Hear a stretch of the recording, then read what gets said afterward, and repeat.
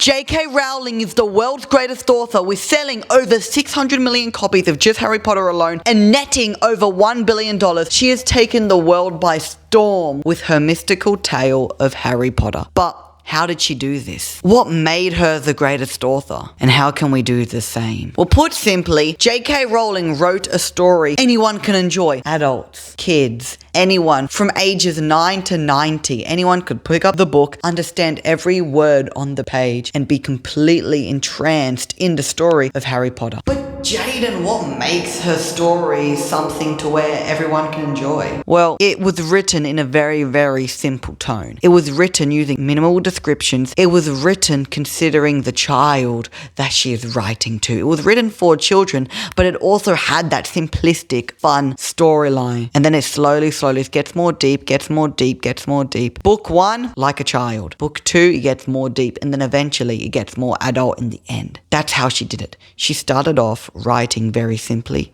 She started off writing for kids. And then when they grew older, the book grew older as well. And that's not the only reason why she became so popular, so famous. It's also because the world was craving a fantasy story anyone could enjoy. The most popular fantasy story, The Lord of the Rings, is a really, really hard, slow burn book. And I feel if The Lord of the Rings was sold in this day and age, it would not have been anywhere near as popular. I've read a bit of The Hobbit, which is a more childish version of The Lord of the Rings, and I put it down after 7 chapters. I couldn't get hooked in. Harry Potter is different. It gets going straight away. It's a good story all the way through. The fact that it was a low fantasy as well made it easier for anyone else to enjoy. JK Rowling wasn't actually the best writer. I'm saying she's the best author, the best storyteller, but she was never the best writer. You had other people in her generation who were better writers than her. You don't need to be an amazing writer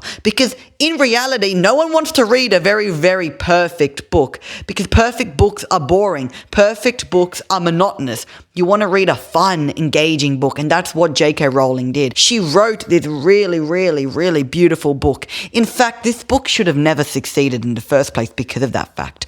Back then, this idea, which I'm just going to call it low description, was frowned upon. That's why she got rejected 12 times. And also her story being planned out to be over 7 books, meaning no publisher actually wanted to put effort in this debut novelist who may or may not have flopped the first book, and then they have to publish an extra 6 books of flopping. Of course, these publishers won't want to publish JK Rowling, but that's another reason why she stood out from the rest. Most fantasy book series are only going on for a trilogy, but JK Rowling literally broke the mold, paved the way for many other young fantasy authors so they can not just write 1, 2, 3 books, but 7 or even more. Yes, The Lord of the Rings is an epic and one of the most notable epics. But I would also say Harry Potter, even though it's not genrely an epic, it's much better in that idea of being a long-form story. It's a story that actually shouldn't work. 7 books is a long time. It is a kid's book inherently going on for the course of the 7 books. But what made it so successful was how it was so unique and with how it would grow with the audience. The audience would start off as a child, 10, 11, maybe 12. And then they'd be like, oh my gosh, that's an amazing first book. Oh my gosh.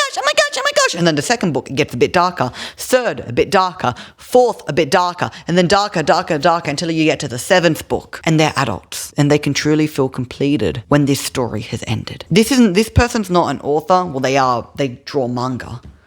But it's not novelist type. Eiichiro Oda, the author of One Piece. His story is very similar to Harry Potter's.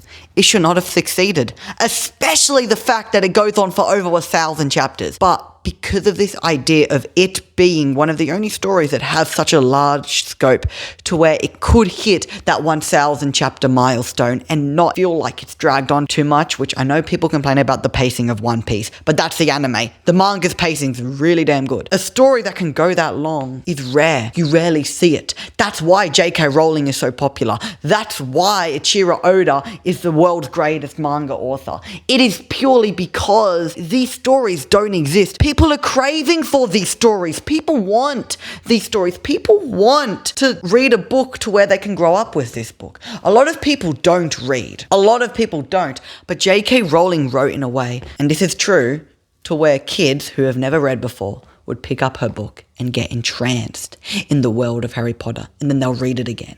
Then they'll read another book. And then slowly, they would have read multiple books. That's another reason why. People who have never read, people who have never experienced this medium, experience this medium because Harry Potter is such an easy read. Then parents recommended it to others, and then it became so world-renowned because of the word of mouth. So what made her the greatest author was that she could write stories anyone could enjoy. She wrote a story that was not like anything else. It's proof because she got rejected 12 times, and on the 13th she was published. People who take risks don't always win, but they will win in the end. Risk takers will become the most successful. But what separates legends from the rest is determination. What separates the greatest author from the rest is determination. And she was determined to get out of her crappy life and to write a story that would transform this world. She did. So how can we, just regular writers, write a story like hers? Well, it's simple. We must write from the heart. Don't write because other people say to write in that way. Yes, take criticism from others. Yes, you need to write so your book is interesting. But truth be told, you will understand when your writing's bad. You will understand when your writing is good. When you start reading it out and you start jumping over your words, that's when it's bad. When you don't get the full image, that's when it's bad. You can inherently understand when a piece of artwork is bad. Music, writing, a drawing, you just don't know how to make it better. But truly, I tell you, trial and error is one of the best ways to elevate your writing. When you were a child, what did you enjoy the most? For me, I enjoy fantasy epics. One Piece I enjoy the most. I enjoyed those long-running stories that don't rush the ending, like every other manga that rushes their ending. I enjoy stories like One Piece. I enjoy Harry Potter. Those are the stories I enjoy. You may enjoy true crime. You may enjoy more adult stories like The Lord of the Rings. Whatever you enjoy, write about it. Write from your heart. What does your heart call you to write? And whatever that book is, whatever your heart calls you to do, write it. And don't think about the failures. Just write it. Write it. Write it. Remember, your writing doesn't need to be perfect. Your story, though, kind of has to. We are now living in a world filled with social media. It should be easier to become an author, but it's not, because the market has been so overflown. You need to write a story that does differ from everyone else's. And that can be very, very hard. But for me, what makes me write a unique story is by reading the Bible. When I read the Bible, I get so much inspiration. I then start writing like I'm writing the Bible, but I get so much inspiration and I feel like my story can go on forever. You can do the same. You just got to write from the heart and write from the Bible. And I feel JK Rowling understood this when she wrote Harry Potter. She understood this really deeply, to where she didn't write like how everyone else did. She wrote from her heart. She told a story from her heart. And she wasn't the best writer. She definitely was not. But she was the best storyteller. Remember, when you're reading a book, you want to be encapsulated by the book. You want to be in a trance-like state and be lost in a world to where you can't put it down at all. You want to lose track of time. Overly descriptive scenes, just word jargon, even if it's perfect, won't get you to lose track of time because the pacing is slow. She minimized description and maximized the story. And you can do the same too. I want you to turn off this phone, turn off this laptop, or whatever you're watching this on, and open your computer, your notebook, and write. What does God want you to write about? Write that. And I'll make a video on writing tips on what I've learned, but I want you to write that and never give up. Hope this helped, and if it did, make sure to subscribe for more content like this.